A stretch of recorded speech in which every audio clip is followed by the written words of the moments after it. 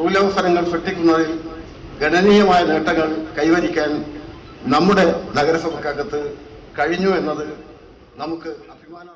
പയ്യന്നൂർ നഗരസഭാ ബജറ്റ് വിലയിരുത്തലുകളുമായി Payyanur taluk library council secretary K Sivakumar. ഏറെ പ്രതീക്ഷകൾ നൽകുന്ന ഒരു ബജറ്റാണ് 2024-25 വർഷത്തേക്കുള്ള പദ്ധതി എന്നുള്ള രീതിയിൽ പയ്യന്നൂർ നഗരസഭാ vice chairman Shri PV Kunhappan അവതരിപ്പിച്ചത്.